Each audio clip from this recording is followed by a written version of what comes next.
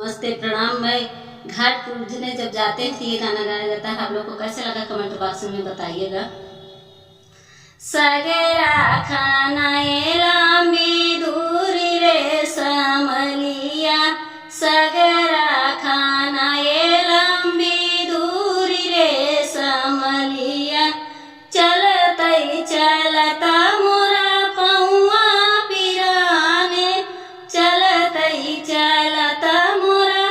पौआ पिराने, पड़ी गई पैजनिया पे धूल रे समलिया, पड़ी गई पैजनिया पे धूल रे समलिया, देता ना मोरे ससुरु कान्हे कई रुमलिया, देता ना मोरे ससुरु कान्हे कई रुमलिया, झारित पैजनिया के धूल रे समलिया, झारित पैजनिया के धूल रे समलिया, सगरा खाना लंबी दूरी रे समलिया, सगरा खाना लंबी दूरी रे समलिया, चलता चलता मोरा पौआ पिराने, चलता चलता मोरा पौआ पिराने, देता ना मोरे जेठा कान्हे कई रुमलिया, देता ना मोरे जेठा कान्हे कई रुमलिया, झारित पैजनिया के धूल रे समलिया, झारित पैजनिया के धूल रे समलिया, सगरा खाना लंबी दूरी रे समलिया, सगरा खाना लंबी दूरी रे समलिया,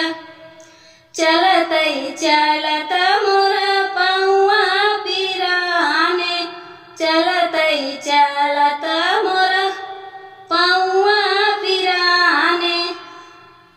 देता ना मोरे देवरा कान्हे कई रुमलिया, देता ना मोरे देवरा कान्हे कई रुमलिया, झारित पैजनिया के धूल रे समलिया, झारित पैजनिया के धूल रे समलिया,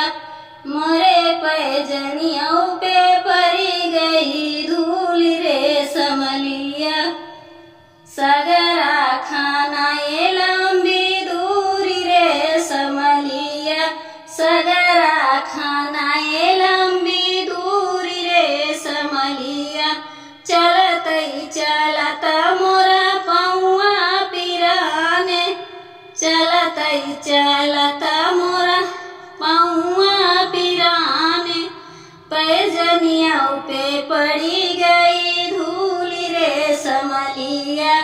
पैजनिया पे पड़ी गई धूल रे समलिया, सगरा खाना